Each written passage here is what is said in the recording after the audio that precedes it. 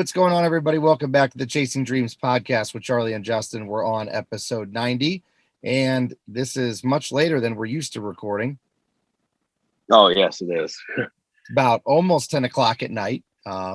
We are doing this remotely, Justin and I. It's raining where I'm at. Are you getting the rain as well, bud?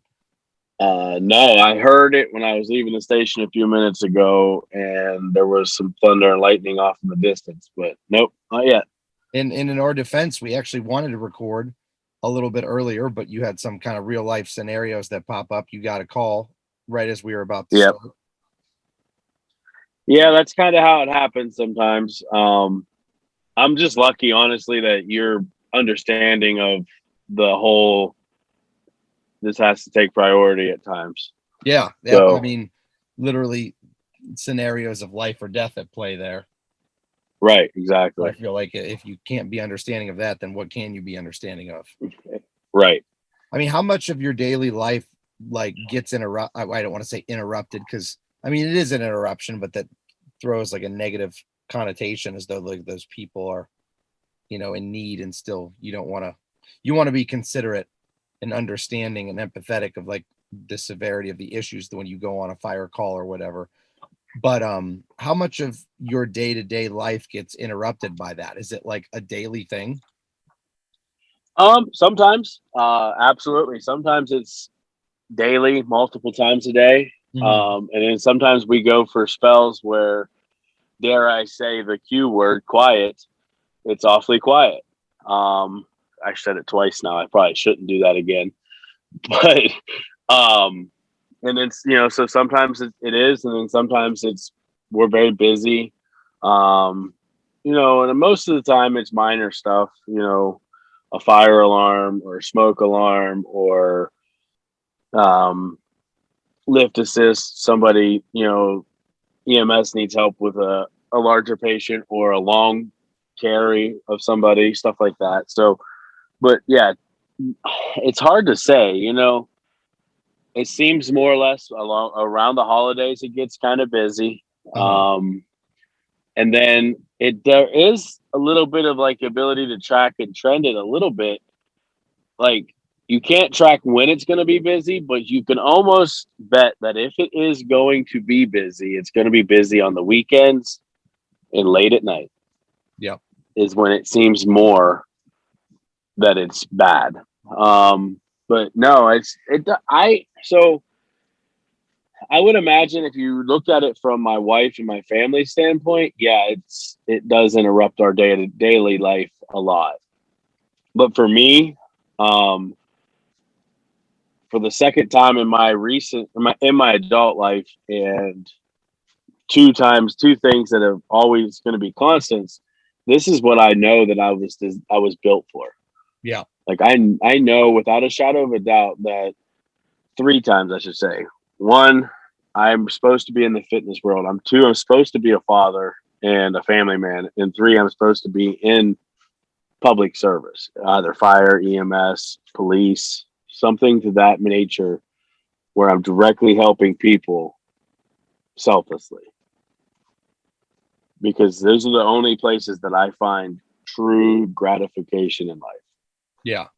Yeah. So it doesn't bother me. Like I understand what you mean. Like use the word interrupt or your daily life. Yeah, sometimes it does. Last week we were getting ready to work out and the temps dropped and I had to leave. Mm-hmm. Like, but I surround myself with people that are understanding and don't get offended by that. Sure.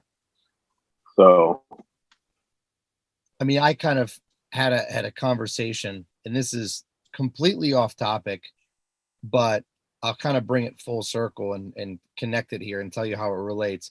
Obviously, significantly less important than what you do in terms of, your service to the community being a firefighter. Mine is actually literally the exact opposite. Mine is selfishness, not, giving and understanding. But I was having a conversation with my coach, and I was talking about setting boundaries in my life. And one of the things that, I was having difficulty with was allocating my time to important things, because some unimportant things were taking precedence. And I shouldn't say unimportant things or unimportant people, because really in my life there's no such thing. But I felt like, if I'm at the gym and I'm in a hurry and someone stops me to talk about something, I would always be very gracious with my time and do what I could to prolong the conversation. And then likewise, when I have, a client who has an issue, instead of it just answering the text message, especially if it's like a non-emergent, like it's someone who's not in a competition prep or isn't close to competing or whatever, it's just a normal everyday person who has a particular question, I need to understand that I can let that go until a more appropriate time to answer. If they text me at 11 at night, I don't have to wake up and send the reply text. So I had this discussion with my coach about setting boundaries. And my hesitancy with all that ultimately was I just didn't want to become someone who looks very selfish, because like these are the things, like my time is very important to me. And to be honest, it's not even my time for the sake of, giving it to myself. It's my time for the sake of giving it to other people too. I have other people to train, other people that I need to send updates for, all that kind of stuff. So it was difficult for me to kind of address people quickly and then tell them that I had to move on. And I think that when you talk about how people in your life are understanding of that, I think that the more and more I've been trying to be cognizant of how efficiently I'm using my time with people. And when I cut people short or tell people I have somewhere to go or I have something to do or end discussion pretty abruptly, a lot of people have been okay with that. And I think that that's just a testament to surrounding yourself with people that understand your lifestyle. So, I mean, that's just Exactly. something that kind of, And that's what I I guess try you to and I do. are in the same boat with that. Absolutely. Like, there's been times where you and I were talking after we recorded or after a workout or whatever, just chit chatting. And you're like, hey, man, I got to go. Like, I have to do this, that, the other thing. I, I don't even take it any other way than it is. It is what it is. Like, it's time to do work. Yep. And, when we talked about this months and months ago, birds of a feather flock together. You surround yourself with the people that you want to be like. You know what I mean? Like, if you want to be successful, you want to achieve greatness, you surround yourself by successful, great people. Yeah, that's kind of the theme of everything for us. And then I kind of know where you're heading with this, where you can surround yourself with people. If you expect, if you feel like you're a pretty understanding person of other people, then you want to surround yourself with people that are like-minded and respectful of whether it's me with my boundaries or you with your other responsibilities or whatever. Exactly. Like I know that I'm And such a it, busy person that I could never ever get upset with you or someone else about how they spend their time, because I'm empathetic in that regard. I understand what it's like to be super busy. I understand what it's like to have a chaotic schedule from start to finish, wake up till sleep. So it would be rude of me if actually it would be hypocritical of me if I was short with people and really wasn't respectful of their time, so to speak. exactly. Yeah. And if there's anything in my life that I don't want to be, and that's a hypocrite. Yeah. Yep. For sure. Like I don't that, and that's why I felt so much conviction over the last few. And I don't even know if I was being hypocritical. I mean, I kind of think life happens a little bit, Hmm. but over the last few months, I've been kind of a hypocrite because I preach and preach and preach about diet and how important it is, and then I allowed mine to lax when I had a baby. But I think a little bit of that was priorities, like making sure that I got accustomed to having a child and being and prioritizing her first was important. Was Yeah. more important actually to the point at the time than staying the course. Hmm. But now that things have started to mend and blend together and we're understanding how this works and getting better at it, it's time to fly that sail straight and narrow, right? So, And I would tend to agree with you. That's one thing that we've talked about on previous episodes, and a discussion that I've had so many times with people is trying to decipher the blend between something that's an excuse and something that's a reality. And it's really, right. really tough for people, myself included, to understand, because you can't, it's, there's not really objectifiable measures to go about explaining that. Like, it's not something that you can measure and quantify at all when you're talking about something that happens in your life. Like, okay, you mentioned that you put your weight loss goals, I don't want to say on the back burner, because it's not that you were not doing anything, but it was a little bit less intensive, so to speak, than what it was for you previously once you had your Yes. daughter. So, like, when you look at that, you can say that, oh, Justin's making excuses, or you could say that that's the reality of prioritizing correctly. And it's hard for me because I always I try to make things measurable so that way I can understand them when they're more concrete. But it's difficult because it's essentially impossible to make your line between excuses and realities, because I think that that's opinion based. Some people may Hmm. look at certain things as an excuse and others may look at them as a reality, you know? As long as your reality is actual reality, that's all that matters. Like How as so? long as you can, I mean, like as long as you can sleep at night knowing that you're being honest with yourself. Hmm.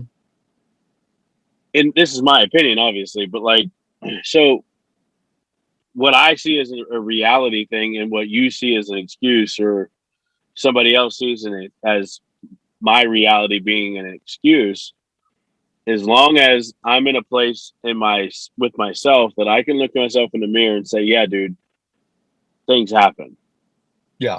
Okay, then cool. But if I can't look at myself in the mirror and say, all right, you're not making it, dude, you're actually making an excuse here, and you need to get it together. Then that's I think that's the line. You know what I mean? Yeah, I think that you're right. It just comes back to like personal conviction and being and being Exactly. honest with yourself at the end of the day. That's really what it boils down to. I But hey, agree. speaking And of excuses and not excuses, I'd like to get into your training a little bit. How about we go to a commercial break, and then when we come back, we'll talk about kind of your rediscovery of the journey, so to speak. absolutely, that sounds like a plan. All right, so we're going to go to commercial break, and we'll talk more about that when we come back. As listeners of the Chasing Dreams podcast, we know that you demand the highest quality at all times. If you're interested in quality, look no further than Beast Mode Baking. Beast Mode Baking aims to bring the highest quality, creative, and of course delicious baked goods to your home with nationwide shipping. All orders need to be pre-ordered to ensure they're packed fresh and shipped out to you as soon as possible. Beast Mode Baking offers a flat rate of $15 for shipping due to the size and weight of the cookies and doughs. So if you're interested in Beast Mode Baking, please contact CEO Shannon Knorr. That's at SKNORR13 on Instagram and order your delicious baked goods today, because every time you support them, you're supporting the podcast as well. And we are back from our commercial break. All right, so man, prior to the break, we talked about how we wanted to look at the reinvention of Justin, because you've kind of started, we had a discussion, you and I, on air 2 episodes ago about prioritizing happiness. And for you and I both, we share some bit of commonality there, where we both think that part of our happiness is largely correlated with our gym progress, or with our physical health, or with our physique goals, or health goals, or fitness goals, or however you want to word them. So you and I both kind of made an All of effort the to above. prioritize. Yeah. Oh, yeah, you're right. All of them. So with you, we've kind of started a little bit of a new chapter, so to speak, because the old chapter got kind of boring and redundant. So you want to tell the listeners and fill them in on what's Yeah. going on your end a little bit?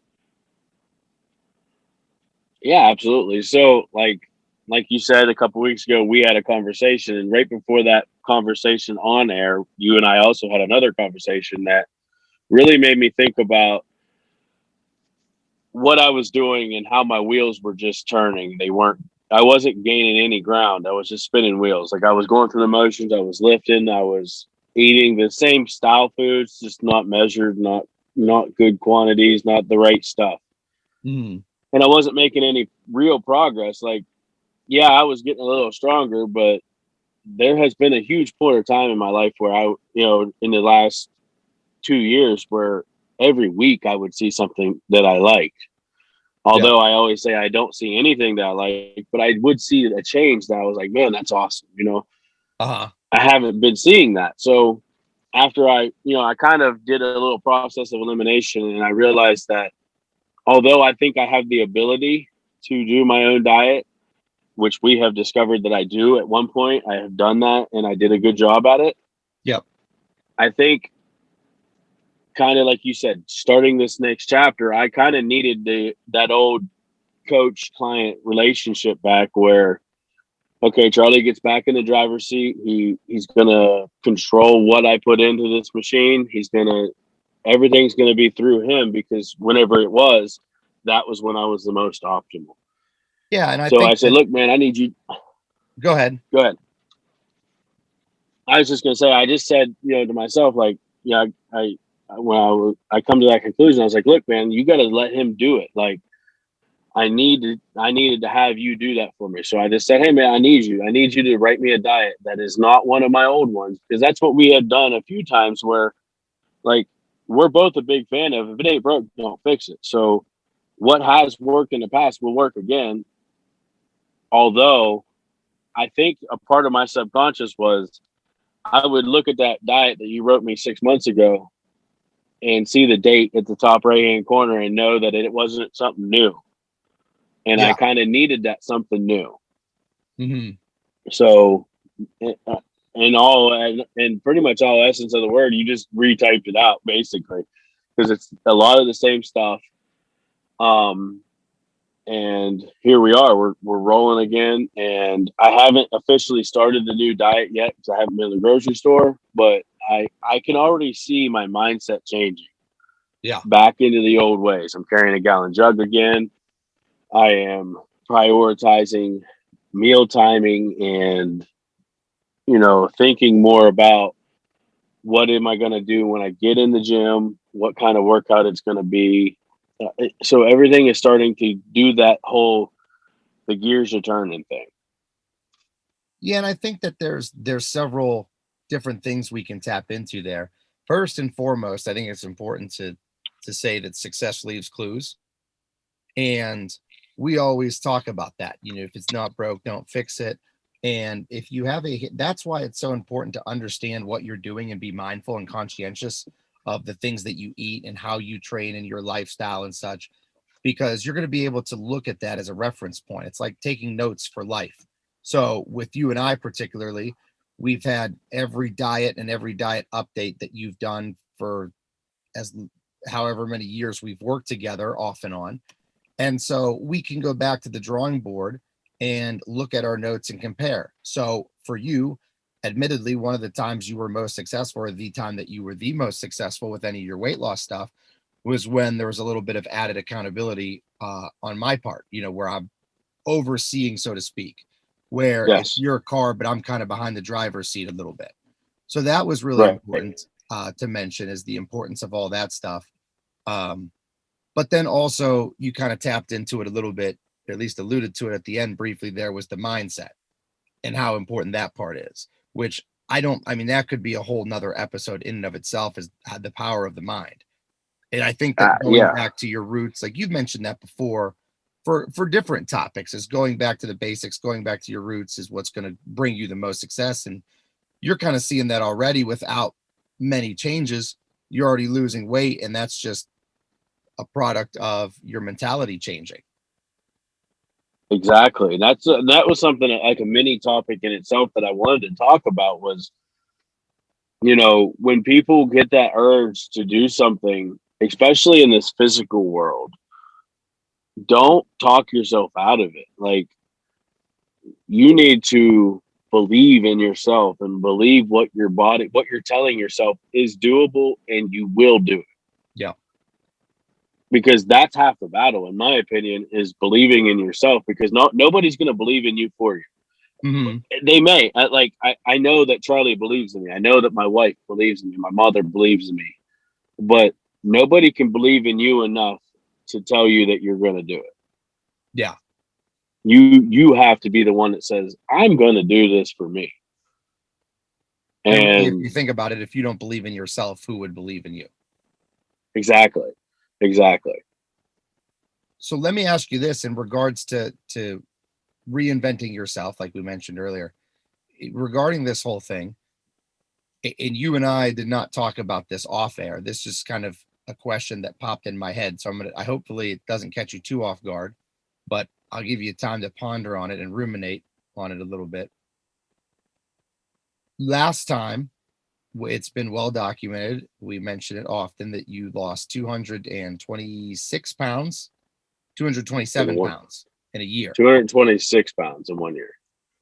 And then we got to a particular point where there was kind of some plateau, mental and physical combined. So Yes. what I wanted to ask you is, knowing that that plateau hung around for a long time, it wasn't, short-lived plateau where it was a month or two. Why do you think that this time around you will be, I don't want to say more successful, that's not the right term, but are you confident that there won't be another plateau that is that long of lived as the previous one? And if you do feel that way, why are you more confident that that won't happen? I hate to do this, but I didn't hear the beginning part of what you said there. Being that we're separated, I think my service broke up a little bit. Oh, I I apologize. got It a might have lot been on of my it. end.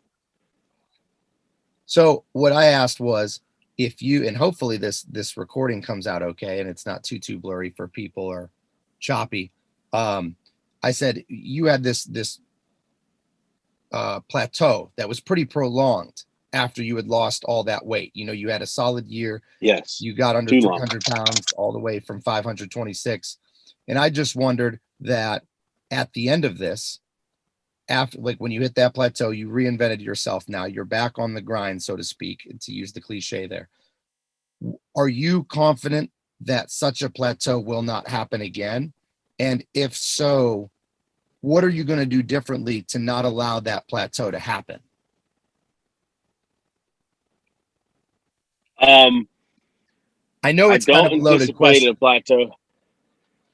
Yeah, so like obviously in weight loss and in the gym and in strength building, basically in any physical world realm, you're gonna encounter plateaus. Yep. Like that's the reason that I train the way I do, is where I don't do anything for more than 6 to 10 weeks at a time, because I don't want to allow myself to get comfortable enough to catch a plateau. Yeah. So obviously I'm not naive to think I'm not going to encounter another plateau, Mm-hmm. but the next time I do, I'm not going to. I want to be bold to say it's not going to be through comfort. It's not going Okay. to be because, oh, I got comfortable and I like this weight. It's not bad, so I'm good. You know what I mean? Um, the next plateau that will come, I want to identify it quickly, Yep. and then I want to consult with my coach, obviously, Uh-huh. and do whatever it takes to break that plateau as fast as possible. So whatever the goals are at that time, so whatever strength marker or weight loss marker that we're looking for, Yep. I want to set them to the side and make breaking this plateau priority number one. Because that way we always have something to attack. We always have a direction. Like we talk about following the roadmap to success, and everybody's roadmap looks a little different with different streets and different stops along the way. Yep. I want to have that detour always on hand. So if we come across a weight loss plateau or a strength plateau, we can hit that head on, focus our efforts on that plateau, get over it, and then get back on course. Yep. If that makes sense. Yep. And I think that, like you said, there's And that's certainly going to be road bumps and obstacles for everybody. But I guess the better way that I should have worded it was, how are you going to control the controllables? Because realistically, we're not going to be able to control the uncontrollables. That's why they're uncontrollables. But what can we do to Right. control what's in our power? And I think that part of that's where I come in, just to be a guide or reassurance for things. But it's like anything, my coach can only do so much for me. He has to lay out the plan and such, but it's up to me to execute and follow. But I think that he and I have Yeah, a I good have to be the one relationship that does where the there's a work. lot of communication, and you and I have the same thing. Absolutely. I agree. So yeah, man, I'm kind of looking forward to it. I'm excited for you. I always get excited for Uh, anybody, especially when they're doing something different, even though this really isn't different because it's things that you've done before.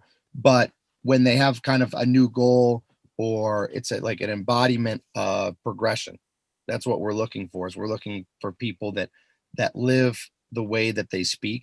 And you speak of progress, you speak of dedication, and you're going to be living it again. And it's really exciting to see. And I'm anticipating the outcome with a lot of I don't want to use the word anxiety, but excitement. I think it's going to be fun. I agree. I think it's going to be enjoyable. It's going to be fun. It's going to be hard. It's going to be it's going to be a lot of different things all in one because we've already done it. So like I know what to expect this time around. Yeah.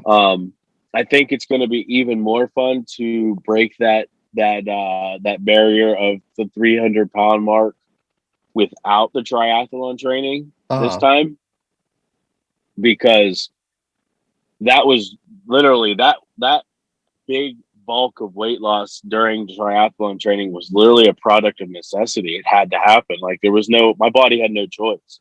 Yeah, you couldn't hang on to that much body fat while doing that type of training. Right. And I want to do I want to do enough training that my body can't hang on to that body fat, but I don't want to do a sport specific training to get there. If that makes any sense. Like I kind of do. I mean, I don't know. Maybe I do, but just a different sport. Mhm.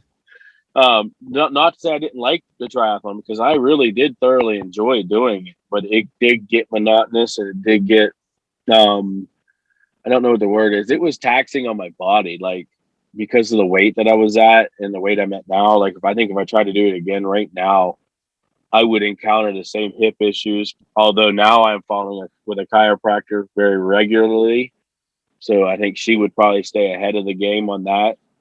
Um, but I think it would be inevitable that I would come up on some of the same hurdles that we crossed last time. Yeah, for sure. So I'm anticipating and excited that I think before the end of this year we'll be out of the 300s and solidly into the 200s. I've said that a few times before, and it's kind of embarrassing to be back in the same spot, so to speak, as I was a year and a half ago. But that's okay. We're back. It's time to go. We got to go. There you go. And it's good that it's done on a live podcast, because now we have listeners that can assist in the accountability process too. Not just for you, but for me, but for each other. And maybe that could Yeah, be and kind of the concluding message there, is if you have someone that you feel needs that accountability check, please be the one to offer it to them, for myself included. If there's anybody out there that feels like I could be doing a better job at something, or there's a particular area of my life that I've been dedicated to in the past that I haven't really focused on lately, I would love for people to call me out on it and kind of do some soul searching when I get those types of comments, and see if I can change my behaviors or my patterns a little bit to kind of get back to where I need to be. yeah, and you know the it doesn't happen very often, but when a listener of this podcast sends me a message to see how I'm doing in my journey, like more than what I tell on air, Uh-huh. oh man, does it fire me up? It amps me up so big I can't even explain it because it's like because to me I don't honestly not to say I don't think there's listeners, but like I don't know that I think there's a whole lot of people that like actually listen. Mm-hmm. So whenever somebody hears us talking and then sends us a message or comment on something later, it's like, wow, okay, cool. This is this is intense. I enjoy it. I it fuels my fire more than I think anybody would know. And coincidentally enough, I feel like those comments tend to come at just the right time, at least for Yes. my life. I have a bad day or there's something that's discouraging that happens or whatnot, it seems like I get those comments right at that low point to kind of build me back up a little bit and push me along, so to speak. Yeah, absolutely. All right, man. Well, I think that's a good So place to end it. I agree. I think so. I think, I do want to start doing the updates with our listeners. So it's kind of an accountability thing for me. Like, even if it's just brief, wait, this is where I'm at, blah, blah, blah. Once a week or once a month or whatever here in the coming months. I think that's something that's important as well. Awesome. All right, everybody. So But with that, we have come to the end of another episode of the Chasing Dreams podcast with Charlie and Justin. This has been episode 90. We appreciate your listenership, and please hold us accountable and be someone else's accountability check this week. Unbreakable, unstoppable, I push to the edge and take it all. I'm born